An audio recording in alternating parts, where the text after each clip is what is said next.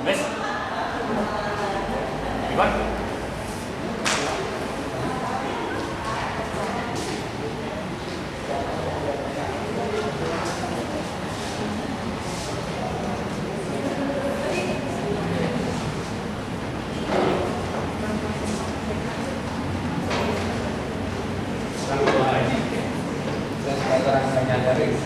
Selamat pagi semuanya, selamat pagi Bu Yusia.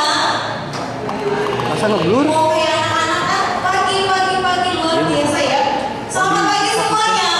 Pagi luar biasa. Puji Tuhan kita bisa berkumpul kembali di tempat kita yang tercinta ini, Komplek Ahmad Yani, KWTKS di San Agustinus dan SMP Santa Maria Unpad. Kita pada hari ini akan mendengarkan singkat sharing kita pada hari ini dengan narasumber yang sangat luar biasa sekali. Mama bantu saya ya untuk bilang cakep ya. Oke.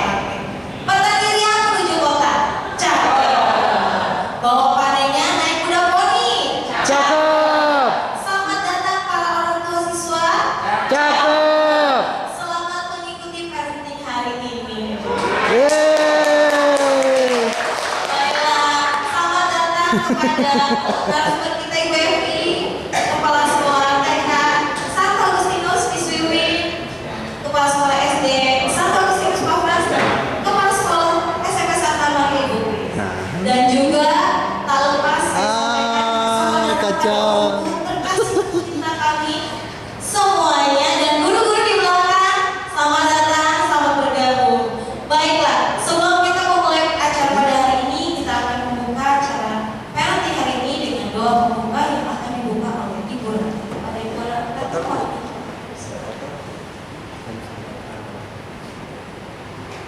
Selamat pagi Bapak Ibu guru semua, para tamu, para sekolah dan orang tua.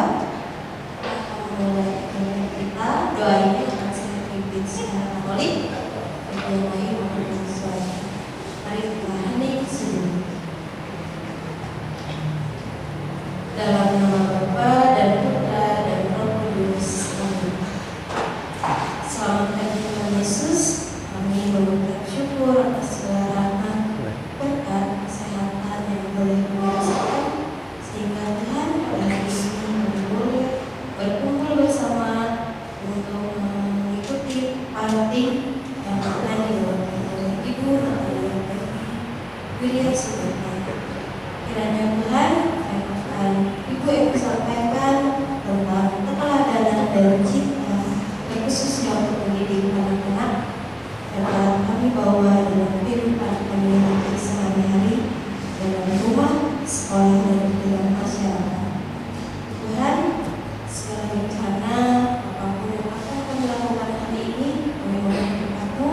Semoga Kau berkati segala rencana kegiatan sehingga nantinya dapat membawa perubahan-perubahan baik, khususnya kami, para orang tua, dapat mendidik anak-anak kami yang luar biasa yang Kau titipkan sesuai dengan yang akan disampaikan Ibu Evi dengan keteladanan dan cinta, supaya kami dapat mendidik anak-anak kami.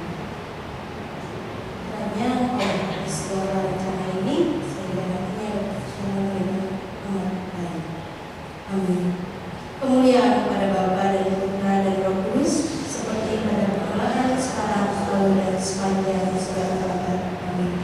Dalam nama Bapa dan Putra dan Roh Kudus. Amin. Terima kasih kepada Bu.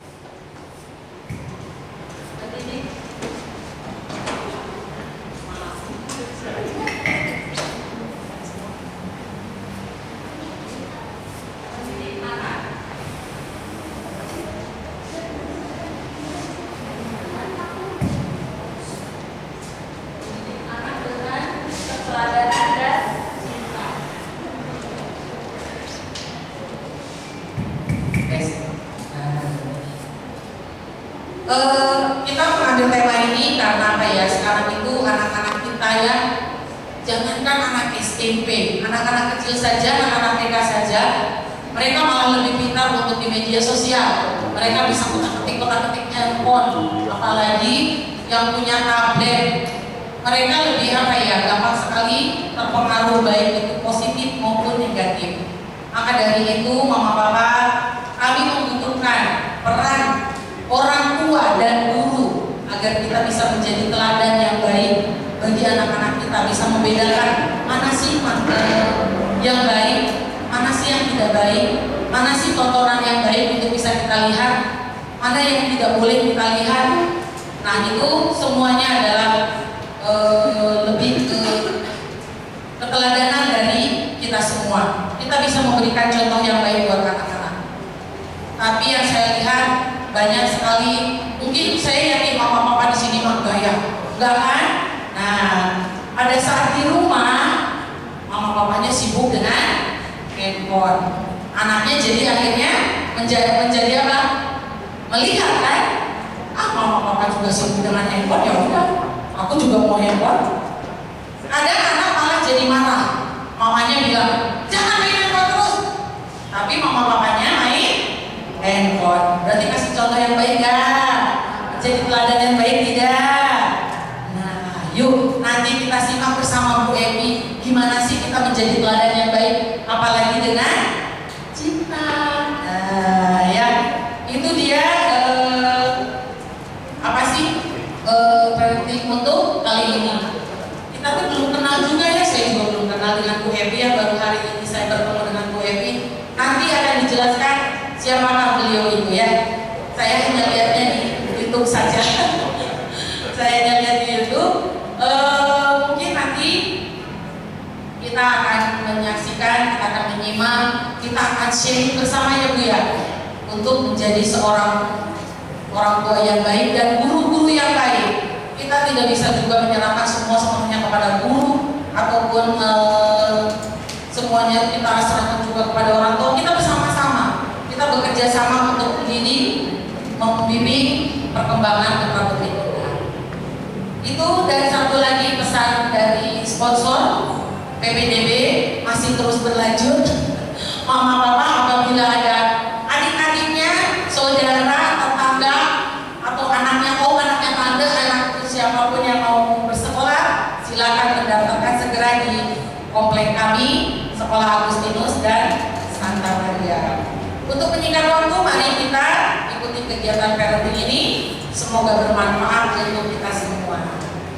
Baik, tolong tadi Miss Yuli juga minta bantuan cakep. Saya juga minta tolong ya. Tolong dibantu dengan cakep. Jalan-jalan beli kepiting. Belinya cuma 2 aja. Selamat mengikuti parenting. Semoga bermanfaat untuk kita semua.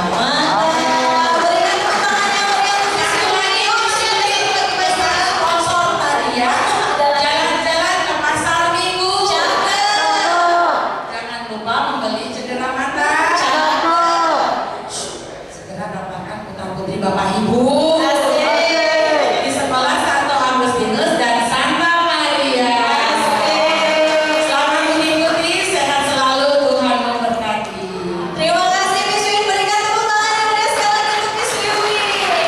Oke, nah sepertinya Bapak Ibu ini masih lemes ya. Kita mau disuguhkan dulu dengan penyajian tampilan yang membuat mata jadi wow, amazing. Kenapa? Anak-anak dari SD Santo Agustinus. Di situ jadi ngelihat warna mereka pakaiannya cantik-cantik. Saya juga pertama lihat, aduh cantik sekali, ada bling bling bling bling gitu loh. Jadi matanya lagi langsung, oke saya siap. Oke, langsung aja tanpa lama-lama lagi kita sambut tarian merak dan anak-anak SD Santo Agustinus. Berikan tepuk tangan yang meriah.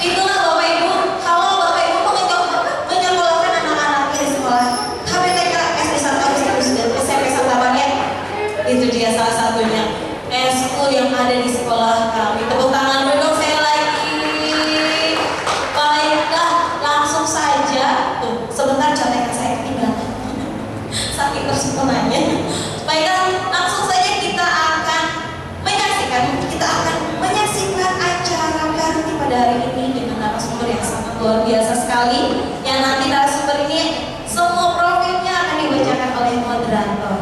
Kepada Ibu Ervi Natali Ervi Wirian Sugara SPSI dipersilakan untuk ke depan dan kita sambut dengan mulia Ibu Ervi.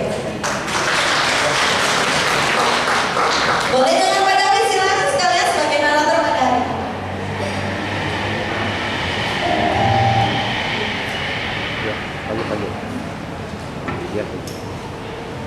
Oke, selamat pagi Bapak Ibu sekalian. Bagaimana kabarnya hari ini? Sehat? Puji Tuhan. Oke. Izinkan saya memperkenalkan diri terlebih dahulu. Saya adalah guru BK SMP Santa Maria. Nama saya adalah Pak David. Di sini saya akan berperan sebagai moderator yang akan menemani Bapak Ibu dalam parenting pada hari ini. Nah, sebelum memasuki parenting ini, saya akan membacakan profil dari narasumber hebat pada hari ini, yaitu Ibu Evi. Nama lengkapnya Evi Wirian Sugata. Beliau lahir di Bandung pada tanggal 8 Desember. Pendidikan Fakultas Psikologi Maranatha. Pengalaman kerja dan aktivitas yang sudah dijalani oleh Ibu Evi: konselor di SMP Santa Angela selama 10 tahun, kemudian menjadi HRD di Rumah Sakit Immanuel, dosen Human Relation LPKIA, asisten trainer di Dale Carnegie KTG Training, kemudian menjadi trainer untuk berbagai pelatihan psikolog profesi, konseling pastoral di Santo Laurentius dari Keuskupan Bandung. Dan saat ini beliau menjadi formator di Seminari Tinggi Vermentum sejak 2005 hingga sekarang. Oke. Selanjutnya kita akan memulai parenting pada hari ini. Parenting hari ini mengambil tema yang sangat luar biasa, yaitu mendidik anak dengan keteladanan dan cinta. Bapak Ibu pasti mendampingi anak-anaknya juga penuh dengan cinta, ya, betul ya Bapak Ibu ya. Namun tanpa kita sadari ya, kadang perilaku kita itu diadaptasi atau ditiru oleh anak kita sendiri. Tanpa kita sadari, perilaku kita ini menjadi contoh untuk anak-anak kita. Jadi kadang anak juga kurang memahami, ya, sebenarnya perilakunya ini baik atau tidak. Nah, kadang kita tidak sadar bahwa itu sangat mempengaruhi perkembangan dari anak-anak kita. Nah, harapannya melalui tema ini kita makin bisa mendidik anak kita penuh dengan keteladanan dan makin memberikan perhatian kita kepada anak-anak kita. Yang selanjutnya akan dibawakan oleh narasumber kita, yaitu Ibu Evi. Waktu dan tempat dipersilakan.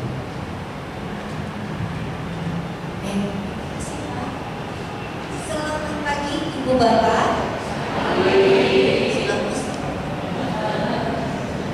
Selamat pagi Ibu Bapak. Kenapa kita harus? Karena mendidik itu bukan pekerjaan mudah. Kalau Ibu Bapak sendiri sudah tidak bersemangat dalam mendidik, apalagi para gurunya di sekolah. Saya cerita kenapa harus bersemangat. Waktu saya jadi konselor di Santa Angela,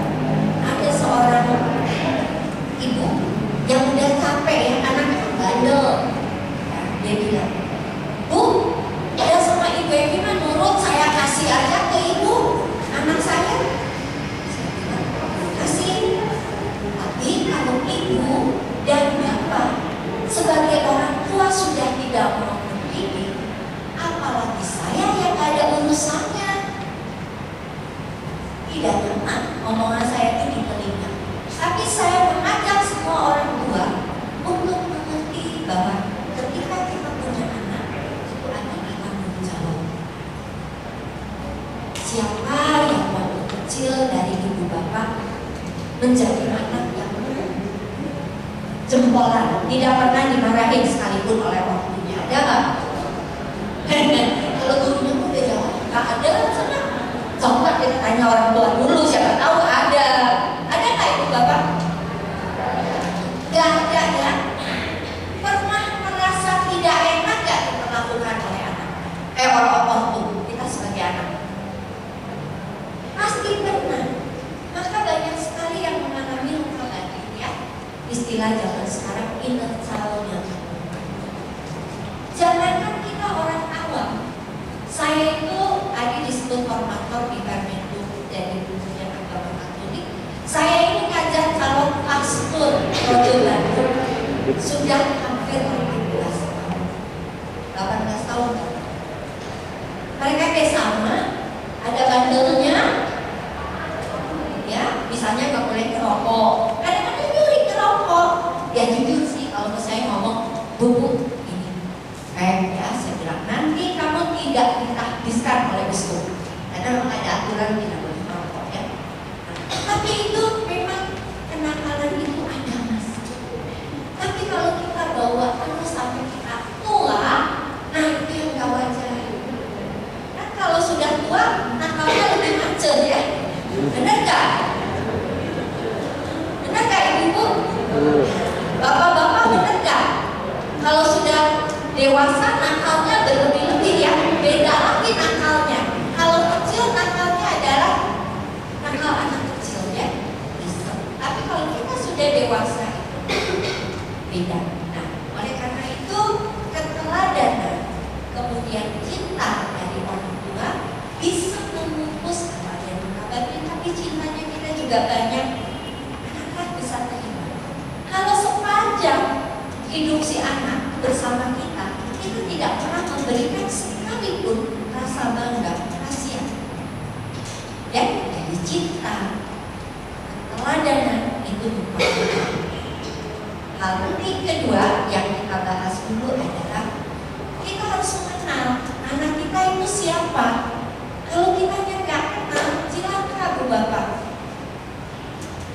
Anak sudah beranjak remaja, kita masih perlakukan seperti anak kecil. Gak bisa. Zaman now ya udah beda. Jadi pengenalan anak itu penting termasuk pengenalan kita. Saya ini pendidik dengan cara seperti apa? Ya, nanti itu kita bahas.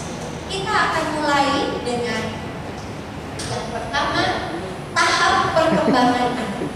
Ini sederhana, saya akan sekilas ya review aja. Dari lahir sampai 2 tahun. Ada dari 2 tahun sampai 6 tahun, dari 6 sampai 12 tahun, dari 13 sampai dengan 18 ya, sebenarnya itu teenager ya. Nanti 18, 21 itu disebutnya persiapan masa dewasa. Kita tidak bahas yang infansi, masa bayi itu nggak kita bahas banyak. Cuma untuk mengingatkan, tapi mulai karena ada di TK itu mulai dari early childhood. Jadi pada masa anak-anak awal, pada usia ini sedang berkembang kemampuan motoriknya. Dan kalau kita menyimak beberapa teori, disebutkan di sini adalah golden age. 0 sampai 5 tahun itu golden age. Jadi masa anak menserap semua perilaku, contoh dari tidak hanya orang tua, orang-orang signifikan di sekitarnya, termasuk pengasuh. Ada yang pakai pengasuh?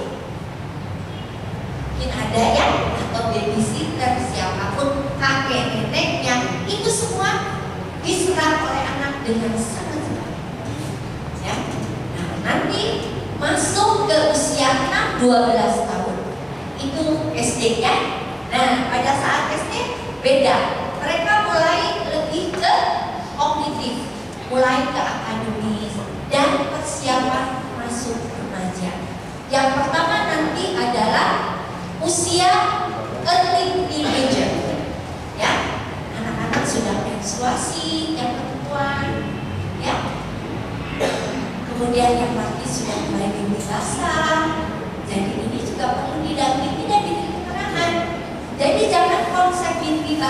jadi salah ibu bapak? Saya kemarin memberikan sex education, tiba-tiba ada anak, ibu saya sudah mimpi basah. Rada curiga ya saya kan, saya tanya, mimpi basahnya gimana? Tadi bobo saya ngomong. Lagi bobo saya ngomong, benar. Saya bilang benar, itu mimpi basah dalam arti yang sebenarnya basah. Oh, maksudnya. Nah, tapi pemahaman itu pada anak-anak itu sudah ada. Bahkan anak SD itu kelas 2, kelas 1 sudah tahu ada LGBT. Walaupun ngomongnya salah, LGQT, bukan LGBTQ, LGQT.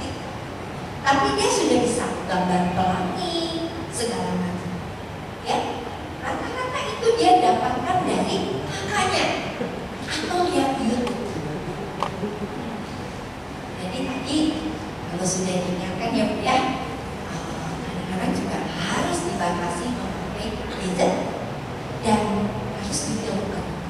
Bahkan sekali-kali kita harus lihat ya, istrinya bukan apa aja tuh, penting, bukan kepo, penting ya.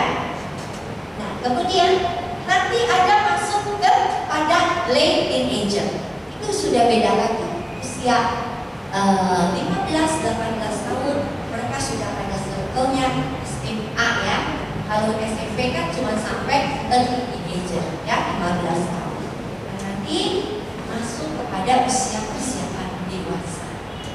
Oke, Reza. Nah, sekarang yang paling berkaitan langsung adalah pola asuh. Bagaimana sikap kita mendampingi anak? Secara umum ada 4 pola asuh. Yang pertama yang disebut dengan otoriter. 1, jalur komunikasi. Kalau ibu atau bapaknya sudah bersabda, maka itu adalah titah kaisar yang harus dilakukan. Yang kayak begitu pasti ada. Gak usah dijawab, Bu Bapak, direnungi aja, ya. Gak usah dijawab. Gak, guru-gurunya juga banyak. Gak. Ini di sini kan kita sharing, ya. Kita menambah pengetahuan dan kemampuan kita. Jadi ada itu orang tua yang kalau dia sudah ngomong itu tidak boleh dibantah. Pokoknya sudah. Tapi ada yang kedua, yaitu tipe permisif. Permisif itu apa? Anak yang jadi bosnya.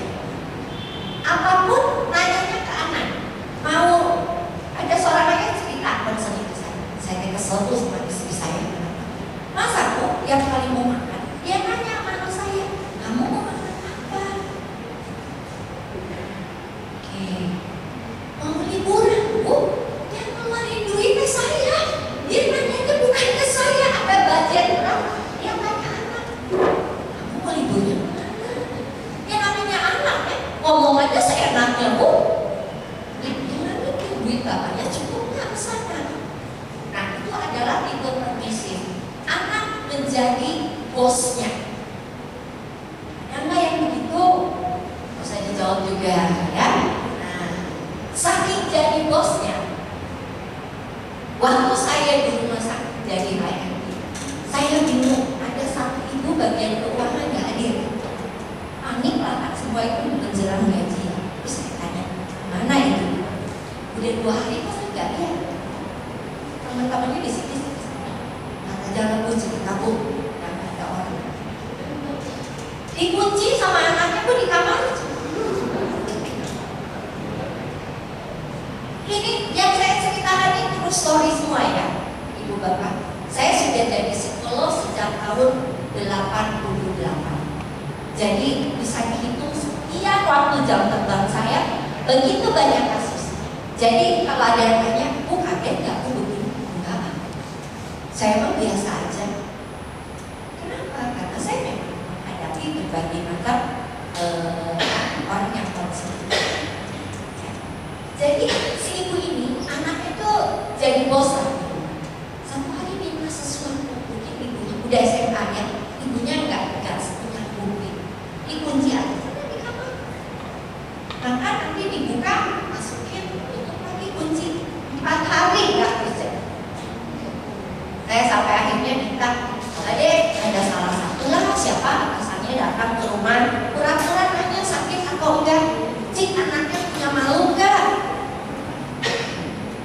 true story.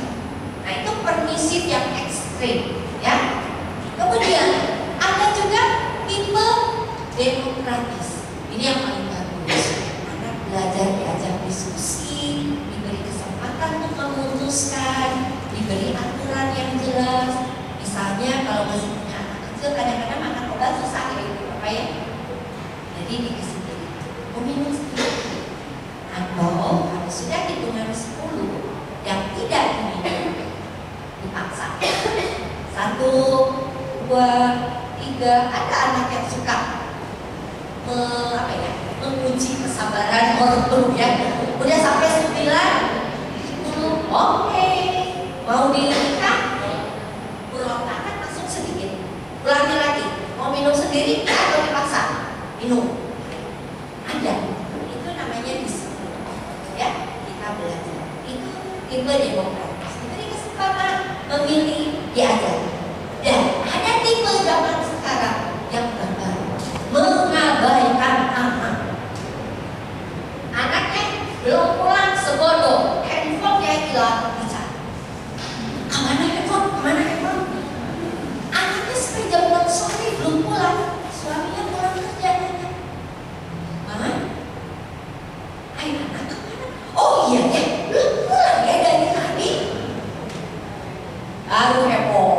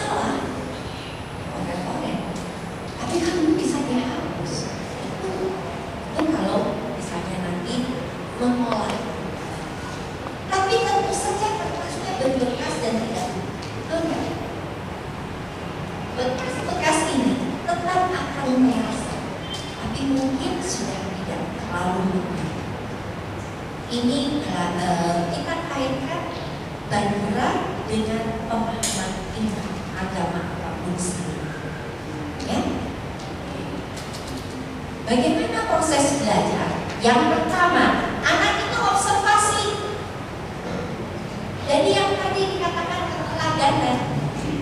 Saya dan Yesus, anak kelas 1, kalau marah di kelas, itu marahnya luar biasa. Menjerit, menendang, ya. Waktu ditelusuri, pertama waktu ibunya dengan bapaknya datang berdua, itu tidak ngomong. Saya tanya, ini kenapa bisa begini? Kita baik-baik saja, semuanya tampak bagus. Tapi satu hari ibunya datang, tidak dengan suaminya, tidak dengan bapaknya. Mulainya kita ngobrol. Akhirnya ibunya curhat, yang suka jerit-jerit begitu suami saya, Bu. Wah, bahasanya luar biasa. Mohon maaf ya, ngomongnya gue belum DLL, DSP, mana pas. Jadi apapun yang kita katakan itu diobservasi oleh anak. Dan satu hari itu akan keluar. Ya? Atau yang tendang-tendang. Saya tanya orang tuanya, tapi ibunya saya tanya, mohon maaf Bu, saya mau tanya, kalau itu sama bapak lagi itu. Oh iya Bu, saya mau kalau begitu dengan suami, bentak, jerit-jerit, doa. Bahkan saya sama bapak saya pun kalau saya itu saya bisa berani jerit-jerit. Suami saya parah Bu. gambar rapotnya merusak besok. Saya cuma ngomong, Ibu, tolong kasih tahu dengan suami Anda berdua bertemu, kalau Anda mau menyelamatkan anak, coba belajar lebih santun kalau boleh. Puji Tuhan, mungkin sudah berubah. Saya tanya ke gurunya gimana sekarang? Udah mulai anteng tuh Bu sekarang katanya. Saya bilang suasana rumah itu adalah pengajian. Kenapa? Karena setelah diobservasi, anak itu akan belajar untuk merespon dan dalam arti menaruh di otak kita, ya, disimpan. Kemudian suatu hari dia akan mengeluarkan lagi. Maka yang muncul adalah perilaku yang sama dengan orang. Ibu bapak, waktu Anda ya coba, kita sudah bercita-cita nggak jadi orang yang lebih baik daripada orang tua? Betul nggak? Dulu saya diperlakukan selalu dibanding. Kalau saya jadi orang tua, saya tidak akan membanding. Betul? Kenyataannya gimana? Kenyataannya gimana? Masih membandingkan ya? Kenapa? Karena perilaku buruk itulah yang kita rekam, bukan perilaku cintanya. Kalau perilaku cintanya yang direkam, maka orang itu akan mengulangi. Saya termasuk anak yang tidak pernah dipukul oleh orang tua. Saya beruntung juga karena anak bungsu dari 9 bersaudara. Saya tidak pernah mendapatkan kata-kata kasar juga dari orang tua. Jadi saya belum pernah mukul anak. Kalau saya marah, kata-kata saya pun masih dalam koridor. Karena saya gak punya contoh. Saya gak punya memori seperti itu. Tapi saya ada yang konseling. Ibunya ke orang lain itu luar biasa.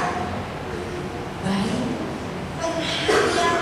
Wah, pokoknya ya, mungkin kalau lorong sekolah ini ke sana, sepanjang ini orang yang dilewati dengan semua. Dan selalu mengatakan itu luar biasa. Di rumah, monster luar biasa. Ngomongnya kasar, anaknya dipaksa mengerti dan diberitahu semua keburukan yang ada di rumah. Waktu menikah, ragu-ragu untuk akuntansi, akhirnya ternyata betul punya anak satu. Entah apa yang terjadi, datang ke saya itu sudah proses. Akhirnya puji Tuhan dengan mobil kiri kanan dia tarik dulu di belakang saya. Karena saya bilang coba aku prosesnya, ya. Tapi dia masih WA saya, dia tapi kan hati saya itu sudah tidak bisa, sudah tidak ada rasa. Oh, saya bilang kenapa? Waktu mau menikah, dia bilang saya ingin melihat dia seperti kondisi ya. Ada yang tahu ibu bapak? Ada tahu kondisi? Ya bagus kan, betul kan? Kalau sekarang katanya Nino jauh bisa kan? Jauh bisa. Kata dia kan, dulu waktu saya mau menikah ya, saya lihat dia seperti kondisi. Sekarang ini ngomong. Dasar saya ya sih. Gak apa-apa nih ngomongnya lucu. Betul kan? Daripada ikan cena di kolam kan, di solokan, ini mau lucu. Saya bilang lucu kan? Film Nemo itu kan lucu. Ya dasar saya ya. Akhirnya dia yang mulai cemburu kan, ketawa-ketawa dia sih aku bener ya. Jadi itu bisa merubah karena rekamannya gak bagus ya. Tapi ini kan kenapa katanya ingin kasih gambarnya maunya Jadi itu apa? Teori evolusi juga ya, teman-teman ya. Oke. Nah, tiga konsep yang mendasari kemampuan atau keadaan seorang anak.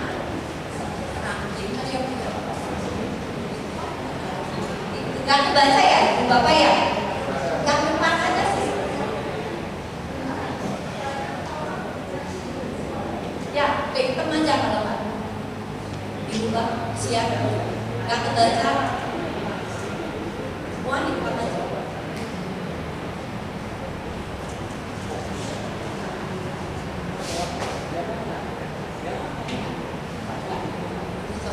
Ya, lihat ya, lebih bisa kebaca ya. Jadi yang pertama, manusia bisa belajar dengan observasi. Benar nggak? Ya. Oh, kalau itu bilang ini, kalau kita mau ngomong, Iya lu. banyak di antara semua. Waktu juga Bapak observasi guru, ya termasuk guru juga observasi ortu. Kayaknya kalau segini kan masuknya kita harus pelan-pelan, nggak bisa to the point. Tapi ada ortu yang nggak mau ya pakai basa-basi, ngomong apa adanya, ya. Karena kadang-kadang basa-basi seperti ujungnya apa? Yang diomong tidak jelas, ya. Yang kedua itu kondisi mental. Kita ini kalau belajar kalau lagi happy gampang, benar nggak, Bu Bapak? Ya, benar nggak? Nah, kemudian yang ketiga, belajar tidak menjamin perubahan. Ini yang harus diingat. Jadi, Ibu Bapak kalau menyekolahkan anak, jangan berharap anaknya itu pasti top 1 semua. Kalau dia nggak bisa matematika, coba kita menyimak. Kita bingung sama matematika. Siapa orang yang pintar matematika? Anak ajar. Apa nggak akan dijadikan guru enggak? Cek aja, cek ombak, ya kan? Menurut saya dari zaman dulu matematika itu. Cuman kita harus ingat nih Bu Bapak, kita sukses dan hidup tidak hanya berdasarkan ya. Jadi kalau dia memang kurang mampu di matematika, ya sudah kita kompromi. Tapi kalian wajib berusaha yang terbaik. Ya. Ada seorang anak cerita sama saya, Bu, mulai hari ini SMP tuh, saya mau jadi anak ibu aja. Kenapa? Saya nggak mau punya mama seperti mama saya. Saya bilang kenapa? Cerita lagi. Bu, kemarin ini kan matematika saya dapat 4. Terus kata ibu saya berusaha. Ulangan lagi saya dapat 4,5. Terus ibu ngomong, bagus, ada naik setengah. Terus kamu di rumah sama aku dicarekan di satu. Waktu saya bilang, ya lumayan naik setengah. Lain kali lebih baik. Naik jadi 6 di rapor. Bilang pada ibu, nih mama udah jadi 6. 6 aja, bangga. Saya berusaha sampai dapat 8. Saya bilang 5 udah 8. Mama saya, mama kayak dapat 8 rapor. Tapi ingat ya, mama itu dapat 8 pagi hari ngepel dulu sebelum sekolah, naik sepeda, pulang kerja lagi. Kamu naik diantarin sama mama pakai mobil, gak mikir apa-apa lagi. Kapan anak merasa bangga dengan sampai nah ini Ibu Bapak yang harus ingat. Dia bilang sebentar kayak itu naik setengah aja saya sudah dibuat bahagia. Anak itu kangen loh dipuji. Ibu-ibu senang gak kalau digombalin suami?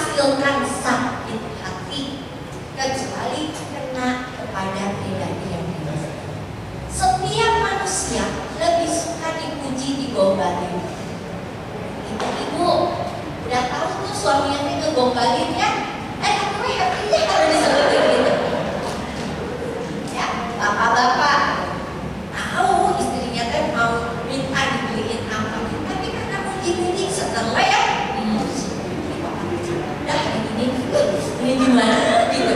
Makasih ya Pak ya. Jadi saya kita diisi coba.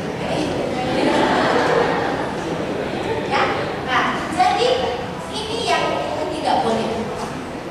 Semua orang membutuhkan apresiasi, cinta, ya. Kemudian belajar tidak menjamin perubahan. Ini yang saya mau katakan. Jadi jangan sampai berpikir memeleskan anak dari pulang sekolah sampai ketemu lagi. Ada kejadian.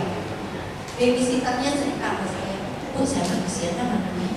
Kalau udah jam 7 malam, les terakhir sampai jam 8, ya anaknya udah bengong tuh, pegang pensil ini.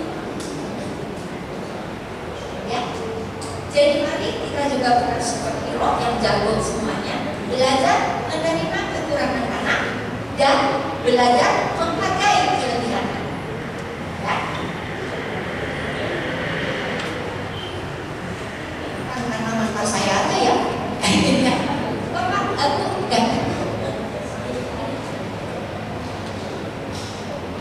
Ya, kita melihat bahwa proses belajar itu memperhatikan model. Tadi, kalau modelnya kita sebagai orang tua kurang baik, berarti kita memberikan role model yang tidak positif. Ya. Kemudian mereka masuk otak kita mengulangi dan mencoba. Kalau ada yang masih TK, orang tua TK mana? Ada masa anak tantrum ya, ada ya. Nah biasanya lagi coba-coba kalau dia sekali ada mau ada kemauan terus ada, kita penuhi. Artinya itu di poin yang motivasi, reinforcement. Jadi lain kali kalau saya punya keinginan, ada. Ini yang harus kita ya.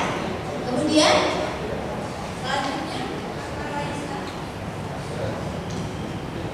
ini yang beda-beda usia, beda-beda tantangannya ya. Misalnya ini makanya tidak jelas.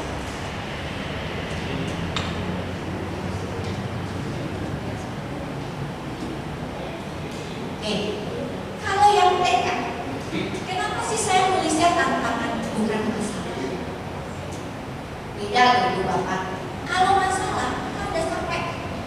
Ya, kalau tantangan, kalau kita bisa mengatasinya akan menjadikan anak kita lebih baik. Ini yang harus kita. Setiap kesulitan dalam proses mendidik, jaga. Ya, anak TK itu belum paham aturan dirimu. Jadi pertama adalah bagaimana mengajarkan anak-anak ini ya. Kalau main temennya bawa mainan gak boleh sembarangan ingin rebut. Itu prosesnya. Nanti mulai akan kalau motorik halus itu kan tugas perkembangan ya. Itu harus ya. Tapi yang paling utama tantangannya adalah memahami aturan-aturan terutama di sekolah. Belajar duduk, makan belajar duduk. Berantakan di mana? Gak ada masalah. Itulah perbedaan anak-anak Indonesia, terutama dengan anak-anak yang tinggal terutama di negara lain. Kemarin ponakan saya yang sudah tinggal di Australia datang bawa anak baru setahun setengah ya. Udah bisa makan sendiri kembali dudukin sama ibunya karena ibunya juga kerja, bapaknya kerja di kelas dia makan aja nasi tim setumpuk itu habis dan enggak mereka dibiasakan makan apa saja. Ponakan saya tuh ngomong makan rawon pun mau sepanjang habis. Nah, di kita saking ketakutannya, apa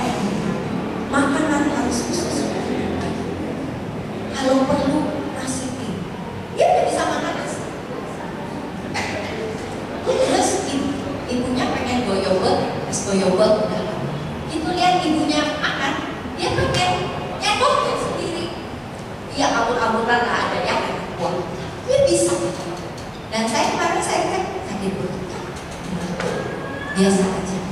Nah, ini yang harus kita ingat ya, bahwa SD itu belum paham aturan, TK sorry. Jadi kita ini harus menerapkan landasannya. Kalau kita berikan permisif, maka jadilah dia bos. Tapi kalau kita didik dia dengan disiplin, maka dia juga akan terbiasa. Ya. Kemudian SD kelas 1 dan berikut itu mulai mengolah disiplin di kelas untuk duduk tenang. Kalau mereka siapa yang duduk? Lari-lari dikit nggak apa-apa ya udah. Masih TK. Guru SD siapa gurunya? Bu, kalau udah kelas 1 lari-lari di kelas gimana Bu? Pusing gurunya, pusing. Makanya satu guru buang disiplin. 1, 2 guru anak puyeng.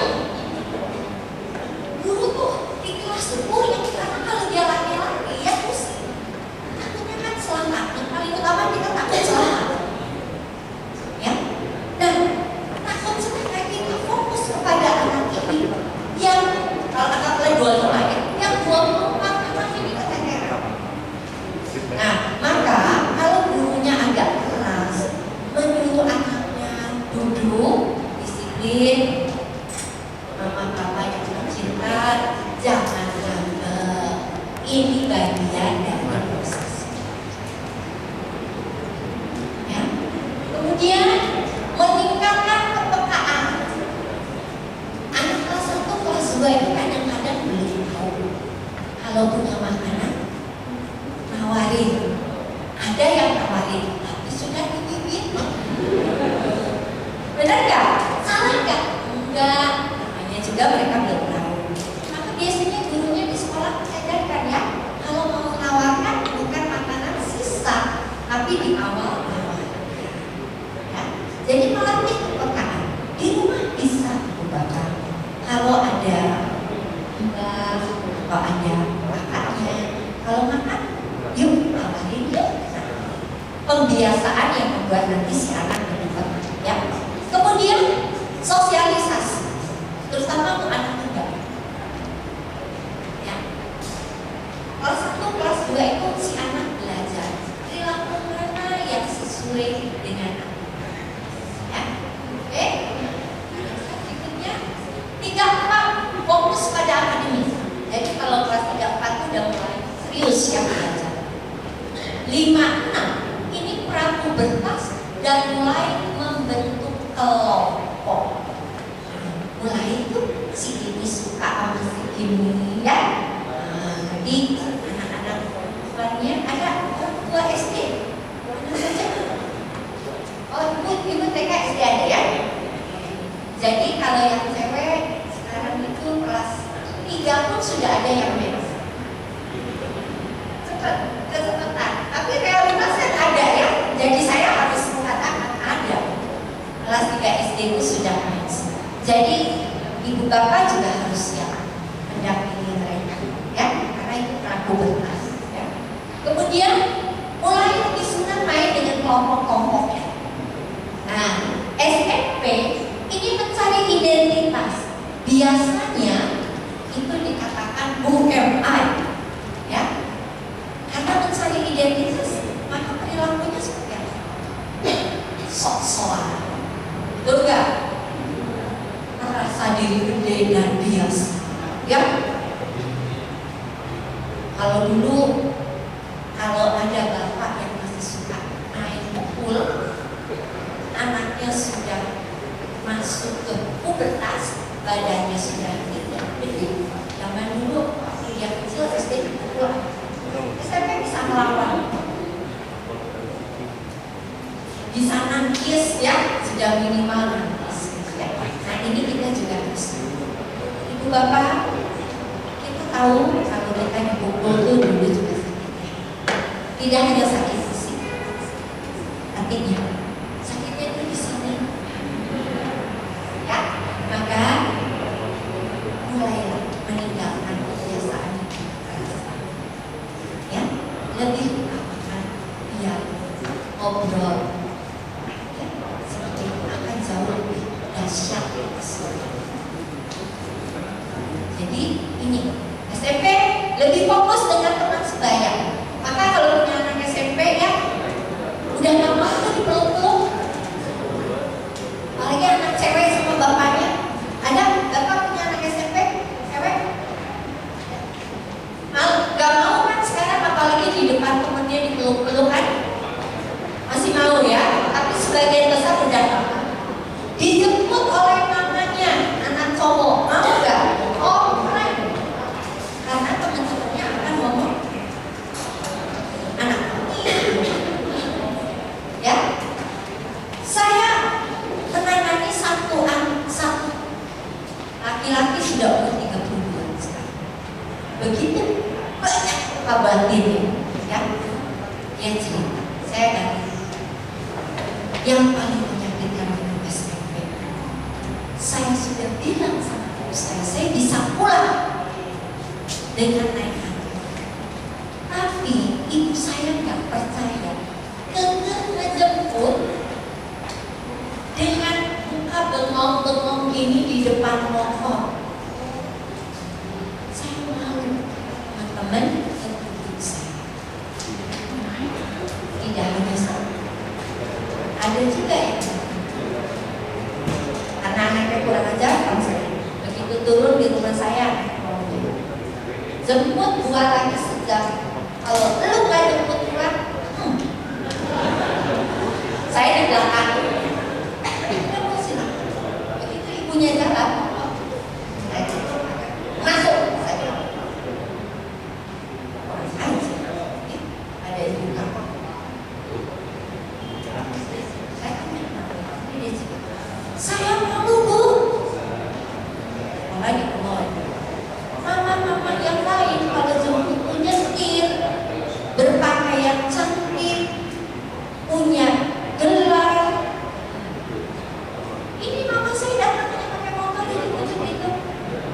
Saya bilang, itu mama-mama yang cantik juga belum tentu tuh mau punya anak kayak kamu.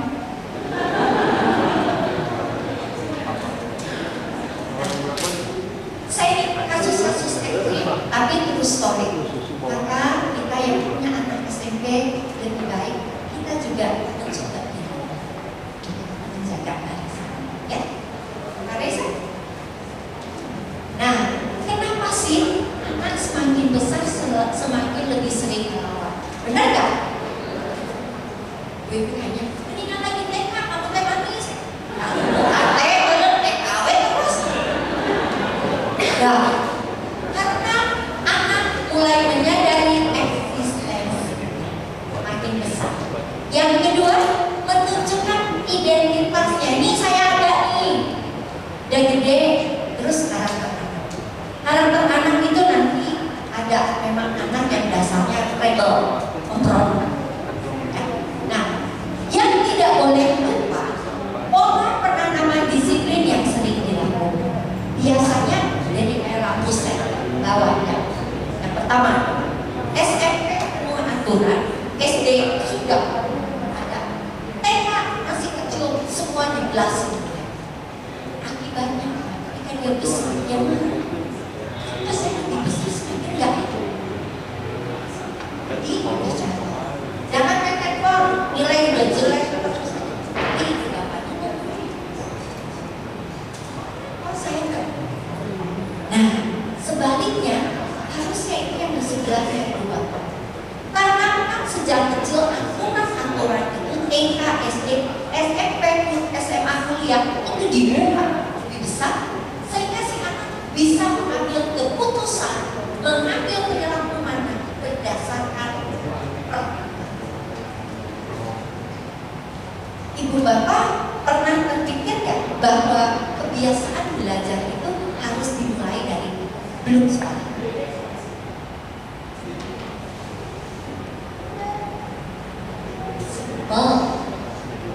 Saya masih punya anak kecil. Waktu saya punya anak dari kecil, kalau habis mandi sore, saya dia harusnya duduk setengah jam. Mau ngapain juga boleh, tapi dia harus duduk dikasih kertas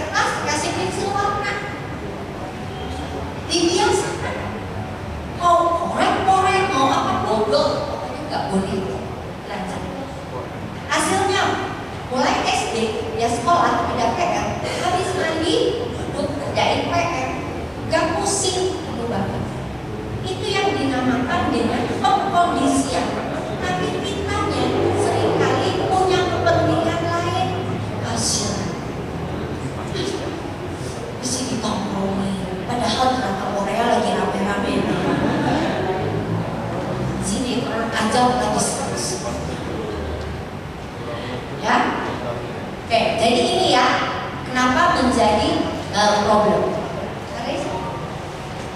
Nah, perilaku yang dikelompokkan mengganggu kan ada ya. Siapa yang suka dipanggil guru BK? Ada guru BK contoh yang suka memanggil ya. Jadi biasanya kalau anaknya merupakan hal-hal yang mengganggu. Nah, di sini dikatakan perilaku yang ditunjukkan oleh seorang anak yang dinilai tidak tepat pada situasi tertentu, di mana mengganggu kegiatan ataupun kenyamanan. Jadi bisa di rumah, bisa di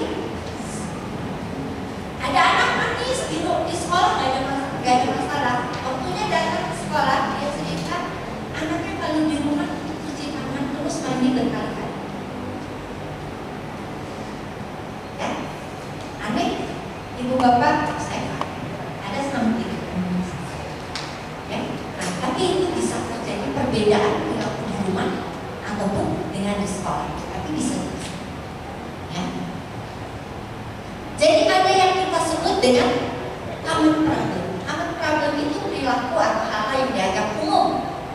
Ya. Jadi merupakan masalah umum yang dihadapi anak dan belum pada taraf yang harus ditangani oleh profesional.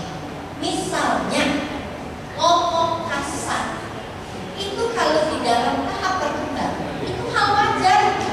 Ada masanya ngomong seperti itu. Ya, anak kecil lari-lari, gak bisa diem. Dan kalau ibu bapak ngomong diem ya, ini ngobrol atau boneka, diem ya. Banyak orang jadi ada orang ibu anak saya nakalnya seperti apa? Saya berbahagia loh nakal daripada tidak jelas berhubung. Ya, jadi segala hal itu bisa kita lihat dari sisi positif atau negatif, tergantung pada kita. Nah, tapi ketika hal-hal umum ini terjadi pada seorang anak bersamaan 2 atau 3, artinya ibu bapak harus lebih hati-hati dan mulai mencari bantuan profesional. Jangan dibiarkan. Penyebab common problem biasanya pola asuh. Jadi biasanya kalau anak nggak bisa dia tanya, ini di rumahnya itu enggak? Ya, ibu yang SD mereka pasti nanya. Kalau nanti kalau di rumah dibiarkan semuanya, ya berarti itu religius di sekolah. Ya. Atau juga bisa karakter anak atau karakter orang tua. Karakter anak atau orang tua itu ada orang tua yang otoriter karena memang gayanya begitu. Ada yang militer, salah satu dari orangnya militer. Biasanya kan militer one way ya, betul nggak? Harus one way. Kalau nggak mau perang gak jadi perang. 3 tahun diskusi dulu. Yang satu ngomong iya, yang satu ngomong enggak. Apalagi prajuritnya gak jadi perang. Sudah takut. Militer itu harus one way. Gereja Katolik, siapa yang agama Katolik? Itu pun one way. Dari paus instruksinya seperti ini, semua tidak ada yang melawan, diikuti. Uskup sudah berkiprah untuk uskupnya seperti apa, kita semua ikuti. Ya, jadi di dunia ini ada 2 institusi yang paling bagus disiplin dan manajemennya. Itu diakui. Pertama, militer, kedua gereja Katolik. Itu 2 yang memang secara garis sangat jelas. Ya. Nah, orang tua itu ada otoriter, ada yang permisif. Secara karakter orang tua itu memang ngalah terus ya. Tapi ada juga orang tua yang demokratis atau enggak perlu. Ya. Nah, kemudian ada orang tua yang rasional, tidak bisa diajak guyon sama anak. Nah, orang tua seperti ini kalau punya anak kecil, kasihan. Kebayang nggak? Anaknya lagi koret-koret gambar gak jelas. Ya,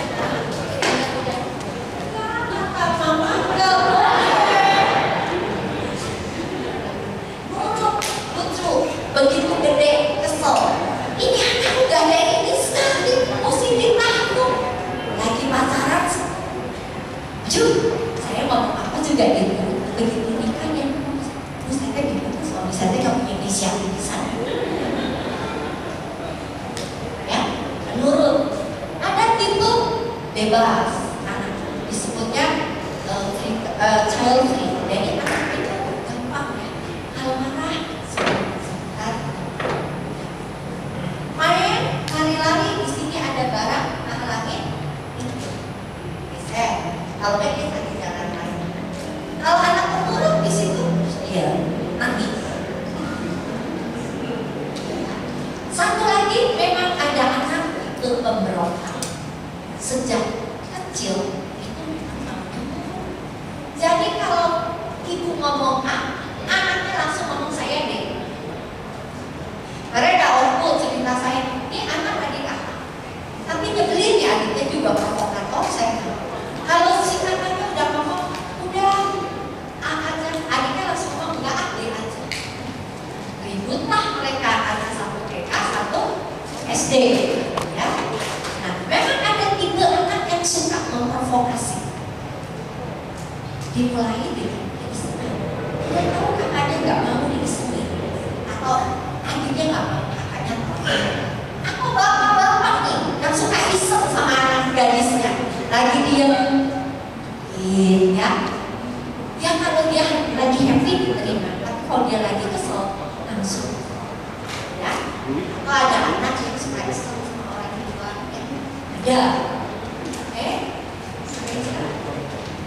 Jadi apa yang bisa jadi solusi? Selain kita memberikan kita dan contoh-contoh yang baik, maka yang pertama kita harus bersama dengan sekolah. Kenapa? Tanpa kerjasama, apapun yang dilakukan di rumah maupun di sekolah, perbaikan itu tidak. Tapi kalau problemnya sudah 2 atau 3 pada saat yang bersamaan, maka harus langkah kedua, konseling dan terapi. Jangan merasa malu untuk konseling dan terapi, ya. Dan terbuka orang tua itu untuk berubah. Jangan orang tua berpikir saya sudah begini.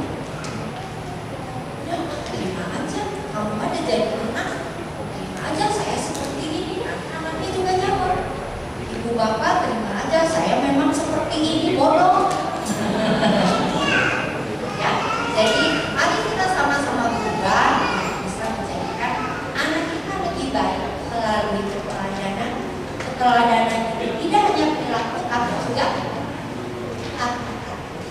Karena bully yang paling menyakitkan itu tidak fisik. Ortu sering membandingkan dengan tujuan memotivasi. Betul nggak? Tapi hasilnya apa? Sakit hati udah terus pulang-pulang.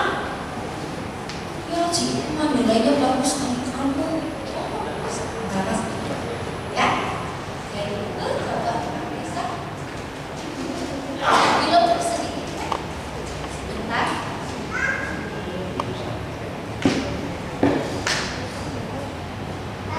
Saya sangat suka dengan film ini, film yang baik.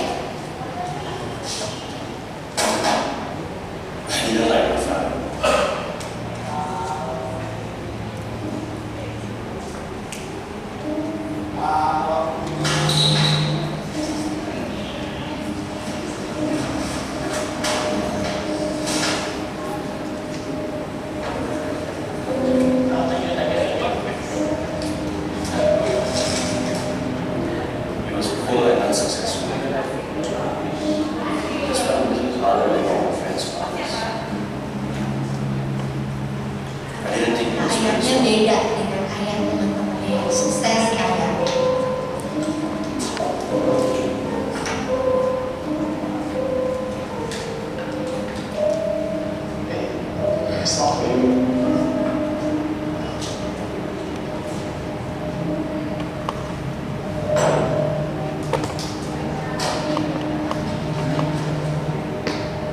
I've never seen you as an inspiration. Really? School. My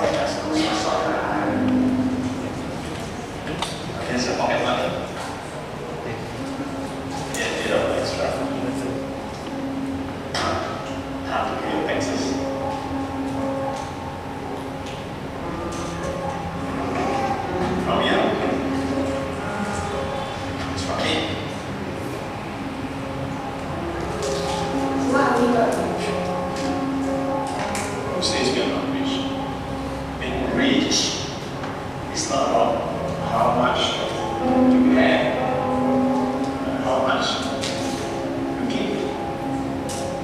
Somehow, when you give, you'll be happy. I wasn't happy. I didn't want to be more like my father anymore.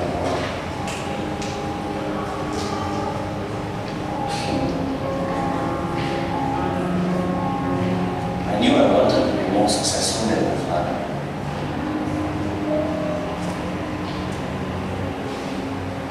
Call me when you need more money.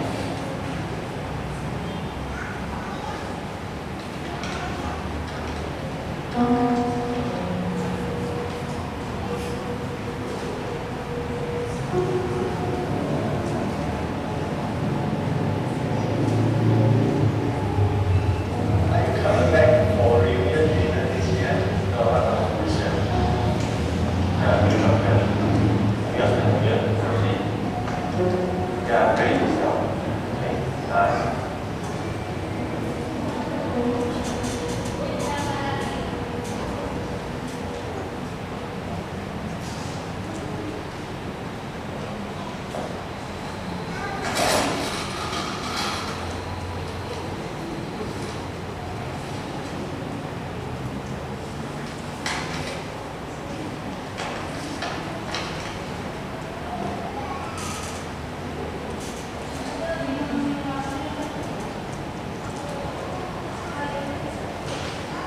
Thank you for coming, Mr. Lee. How's that singer making fun? We each has tell us my mistake. I'll explain later. Someone would like to meet you. Come with me.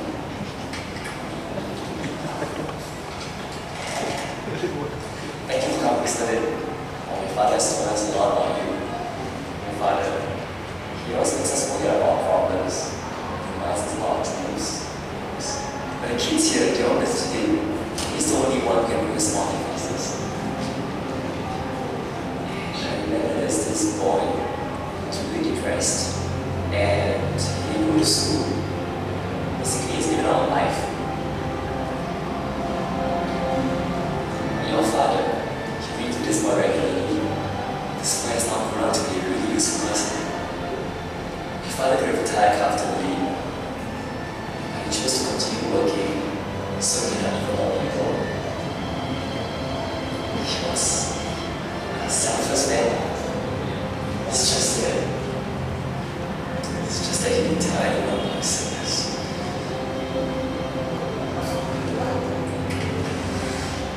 Mr. Lin, I've been trying to reach you. This is for you, in recognition of your donations. Yes, for me. What have you done to me? It's bad. You want to do it?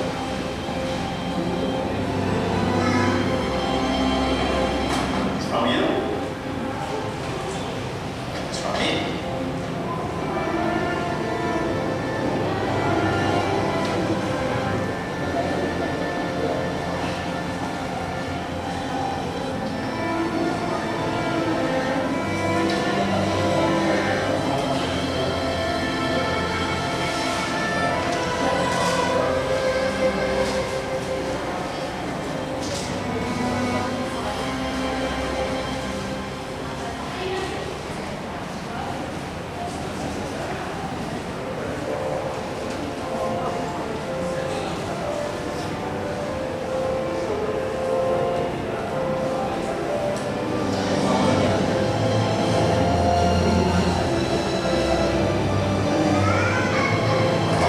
My father's birthday was celebrated his life as he would have wanted it.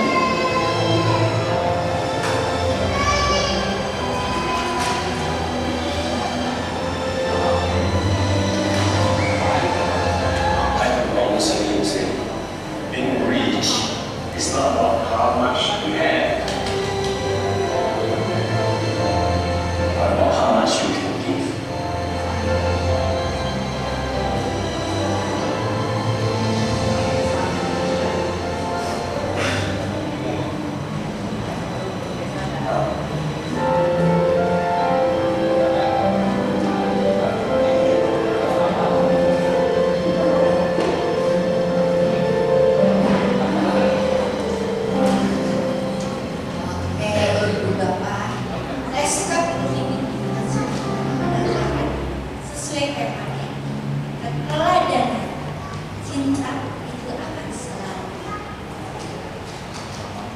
Jadi walaupun mungkin si anak sempat terpengaruh yang lain-lain, tapi ada satu titik yang kembali karena yang menunjukkan ada cinta.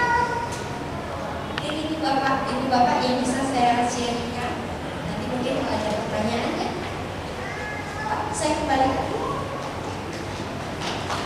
Kita beri applause untuk Ibu Eva. Luar biasa sekali ya Bapak Ibu materinya. Semoga makin menambah pemahaman kita ya tentang bagaimana kita bisa memberi contoh yang baik kepada anak kita sendiri.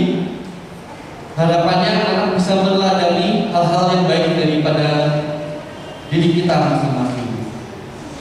Nah, barangkali ada Bapak Ibu yang mau sharing atau mau bertanya tentang topik yang sedang kita bahas ini. Saya berikan kepada dua penanya terlebih dahulu. Nanti setelah terjawab semua dua pertanyaannya akan diberi kesempatan untuk bertanya kembali kepada penanya. Ada Bapak Ibu yang ingin bertanya atau sharing, boleh angkat tangan terlebih dahulu supaya bisa diberikan mic-nya.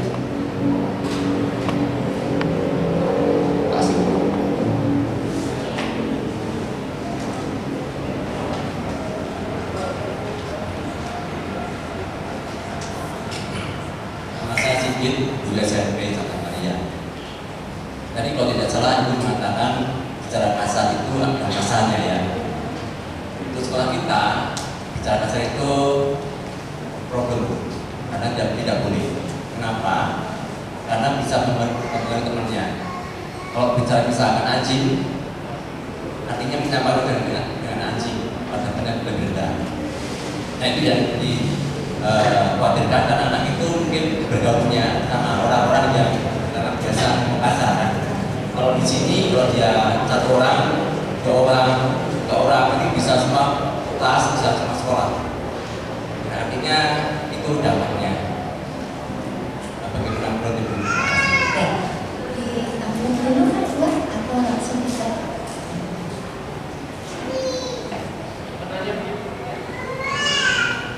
Penanya berikutnya boleh mengacungkan tangannya. Baik.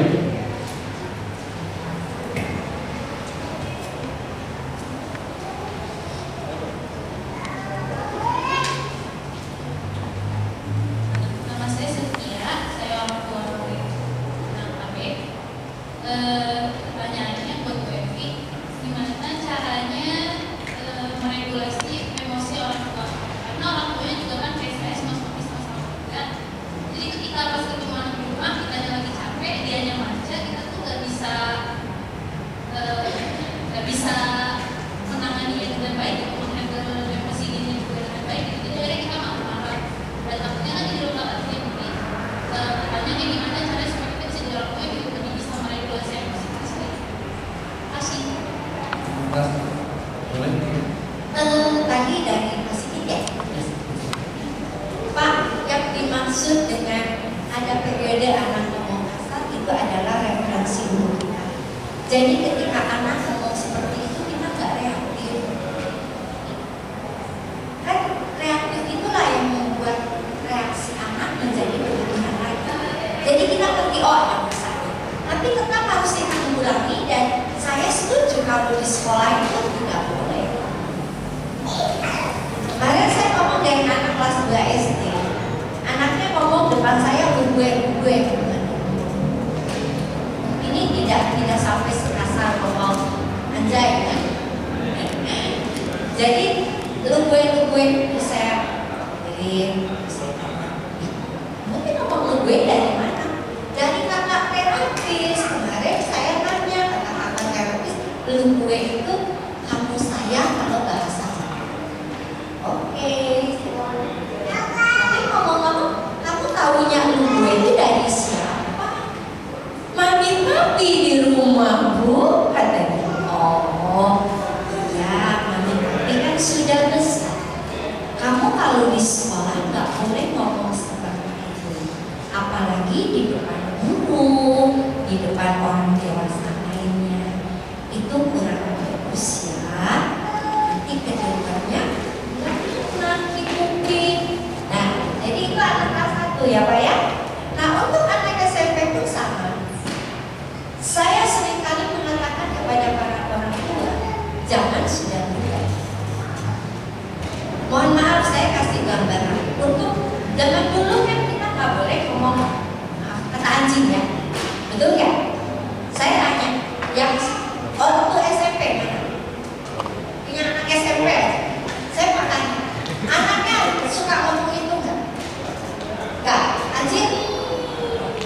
Enggak juga, anjay. Depan ibu, tapi di belakang masih ada anjir, anjay. Iya. Jadi maksud saya kalau saya ngomong seperti ini, zaman sudah bergeser, kita nggak boleh reaktif. Zaman saya kecil, ibu saya jangan ngomong anjing ya, nunjuk pakai telunjuk aja nggak boleh, harus begini. Tapi dengan perubahan zaman, saya pun harus kompromi. Jadi kalau anak ngomong nunjuk ini, sudah zamannya. Tapi ngomong anjing, saya tetap, mereka sekarang jarang yang ngomong anjing. Biasanya sudah dari plesetin anjay, anjir gitu ya. Anjir gitu ya. Karena ada waktunya ngomong anjir katanya. Jadi nggak ada. Itu zaman. Kita nggak bisa olahraga. Ada waktu yang mengatakan saya mau menyekolahkan anak saya di sekolah ini karena anak SD tidak diperkenankan bawa gadget atau bermain gadget. Bagus, bagus. Tapi perkembangan teknologi kita tidak bisa. Yang paling bijak memberikan waktu pegang HP dan kapan harus dikembalikan. Filter itu pun sama. Jadi betul sekolah harus menerapkan, tidak boleh kata-kata seperti kasar itu. Tapi ketika ada anak ngomong seperti itu, tidak dipermalukan di depan anak lain, kitanya tidak reaktif. Tapi bisa sambil di kaleng lah ya sama bukunya ya, dibawa ke pinggir. Ayo, anjir, anjay. Kamu bisa hindar ya. Sok apa artinya? Itu Pak, seperti itu. Lugunya depan saya ya, saya kok, boleh kan?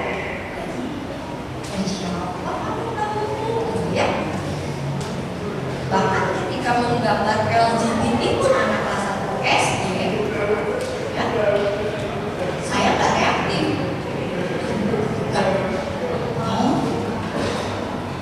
Pelakunya dari mana? Yang itu. Nah, itu ya Pak, jadi bisa menjawab. Aturan tetap harus diterapkan, tapi kita sebagai orang dewasa karena guru sekolah di rumah pun ortu tidak boleh PHP. Ketika tahu anaknya nonton bokep, jangan langsung dunia berakhir. Tenang, deketin, ajak ngobrol. Kenapa menonton itu? Apa yang kamu mau? Ya, seperti itu.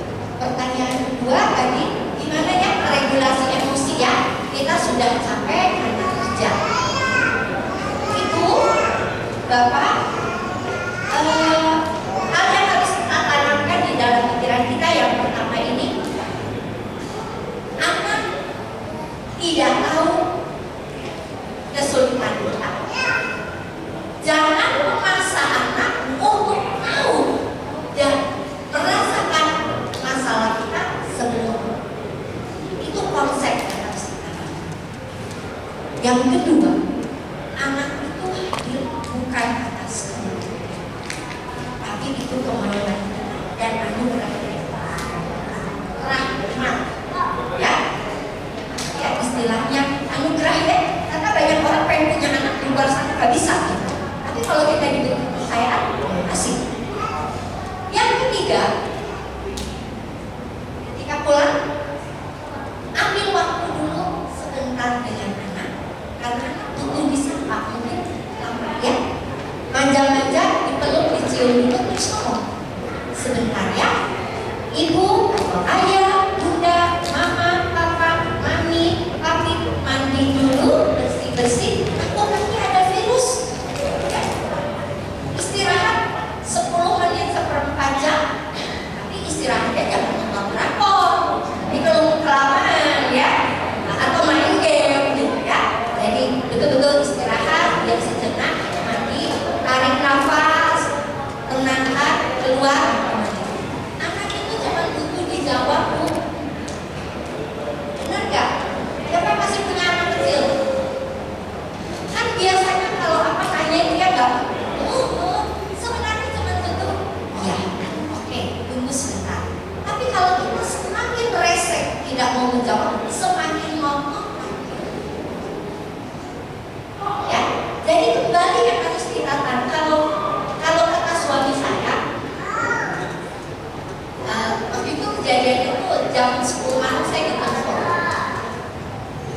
ada seorang ibu yang nangis-nangis karena tahu suaminya selingkuh.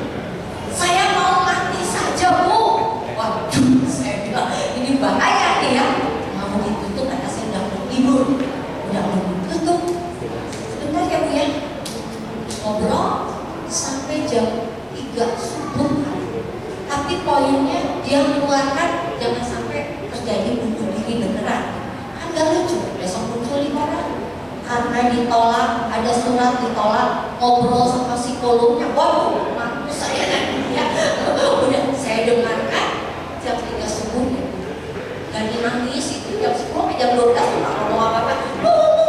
Ya, sok lagi dulu. Jam 3 subuh dia bilang, terima kasih Bu Evi, saya sudah lega. Tapi saya dia berbalik dan kamu melek segera. Kenapa? Karena saya sebenarnya capek, tapi betul ketika saya ketemu masalah ada orang pasti saya segera. Karena saya selalu merasa aku masih dibutuhkan. Itulah yang kita tanamkan pada orang lain. Kalau ketika ke atas mereka butuh. Saya yakin cinta yang luar biasa guru-gurunya ibu bapak bisa mana tapi kenapa harus tertahan memang ada passionnya kan bakat butuh bukan bakatku butuh nggak ada titik tapi lebih kecil ya mungkin itu sama bapak ya atau masih ada pertanyaan sudah kelas. Semoga jawaban yang disampaikan oleh Ibu Evi makin menambah pemahaman terhadap Bapak Ibu sekalian. Kemudian masih diberikan satu kesempatan lagi penanya yang mau bertanya. Baik, Pak.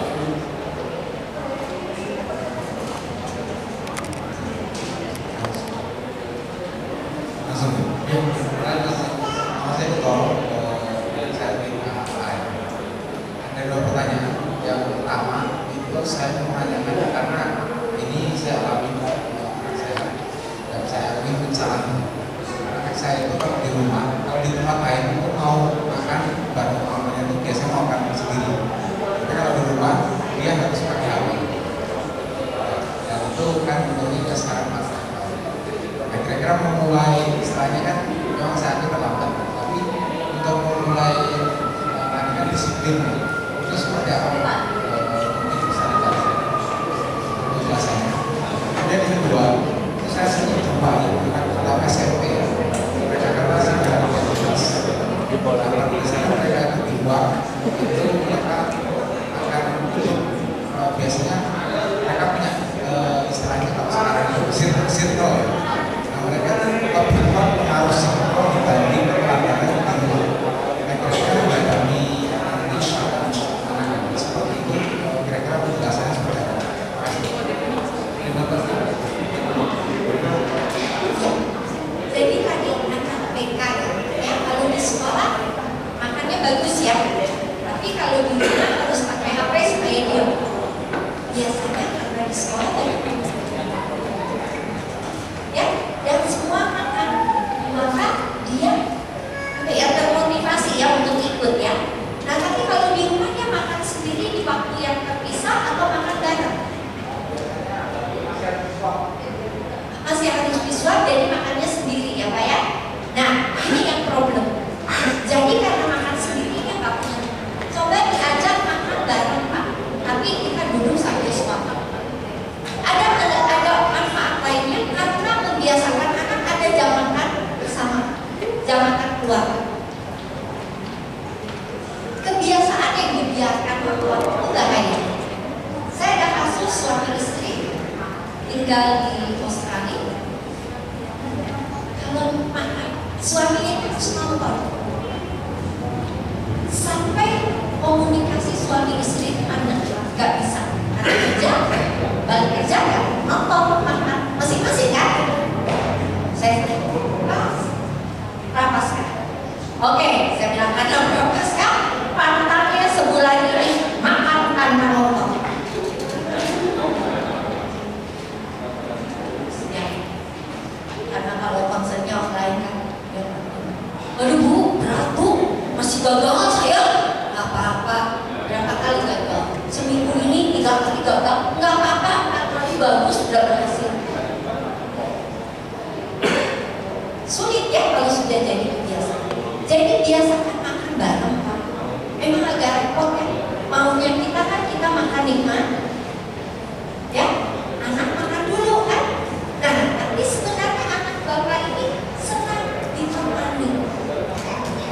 Ditemani ya, maksudnya sama-sama makan ya, bukan ditemani duduk. Ya. Dan untuk melatih Pak, karena udah dekat ya, biarkan dia mau makan berantakan nggak apa-apa, tapi dia bisa makan sendiri.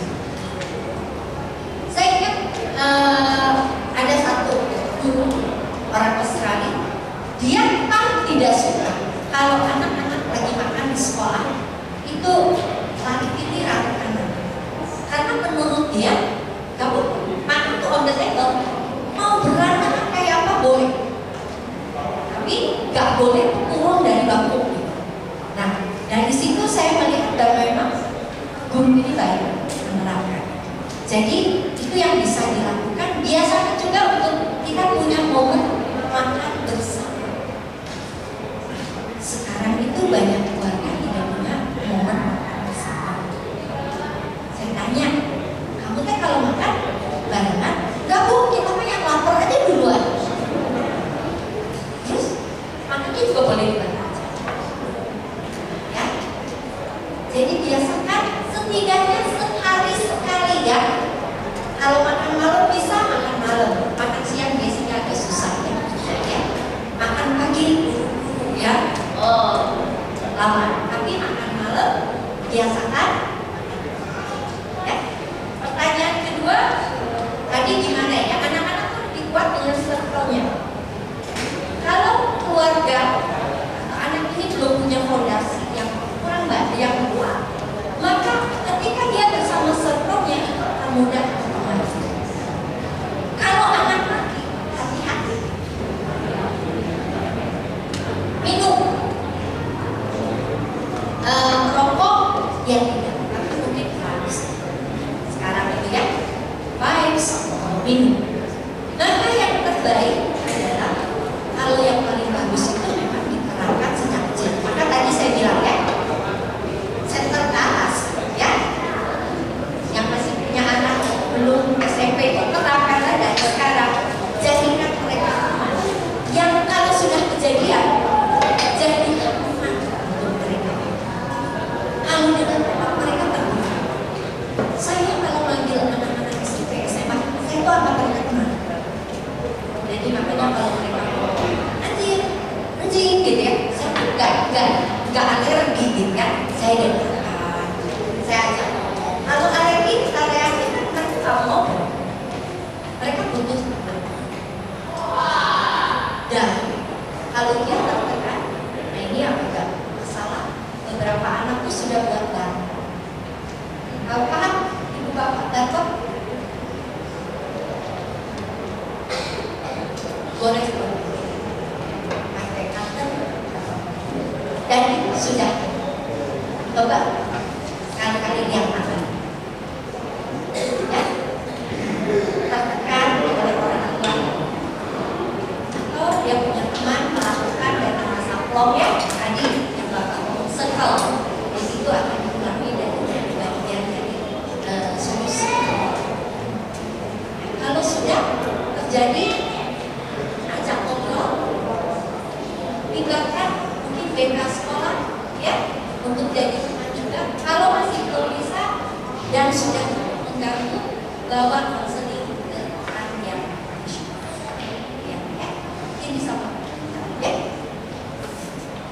Terima kasih kepada Bu Erni dan terima kasih juga kepada Bapak sudah bertanya. Semoga makin bisa memahami anaknya, juga mendidik anaknya dengan penuh cinta. Sebelum saya serahkan kembali kepada MC, kesimpulan tadi dari yang sudah disampaikan oleh Bu Evi, dan saya tertarik pada satu teorinya Albert Bandura tadi, bahwa proses belajar anak itu dengan cara meniru, ya, atau mengadaptasi. Jadi kalau Bapak Ibu ingin anaknya juga menjadi anak yang baik yang diharapkan oleh orang tua, itu kita juga harus bisa menunjukkan kebaikan kepada anak-anak kita. Kalau memang ternyata pada saat kita lagi konflik, ya, entah sama istri atau suami kita, usahakan anak kita jangan ada di situ, supaya karena anak itu sangat mudah mendengarkan, mengamati, dan mempelajari dari situ. Begitu. Semoga melalui parenting ini kita semakin bisa memberikan contoh yang baik kepada anak didik kita, supaya anak-anak kita nanti bisa menjadi anak yang penuh cinta juga. Oke, waktu dan tempat saya serahkan kembali kepada Miss Q. Oke, terima kasih Bu Evi. Berikan tepuk tangan yang meriah sekali lagi buat Bu Evi. Kalau saya petikan satu Pak David dari Bu Evi, dari kakak siapa?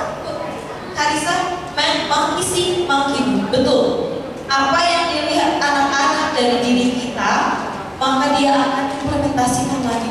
Itu luar biasa sekali. Saya langsung pas Karisa bilang, mengisi, menghidup. Oh iya benar.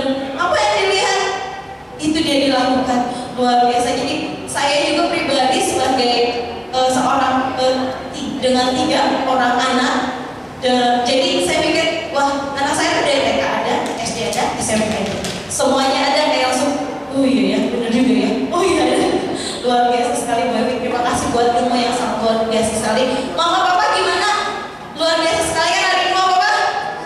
Luar biasa sekali. Itu juga jadi inspirasi buat kita, untuk baru untuk diri kita, untuk kedepannya bagaimana merespon anak. Jangan langsung, kata Bu Evi, reaksinya kita jangan langsung yang berlebihan. Coba kau sih. Baiklah, sekarang ini udah mau menutup acara Mama Papa. Kita mau menampilkan band-band dari anak remaja. Wow, early childhood. Betul ya Bu Evi ya? Early childhood. Oke.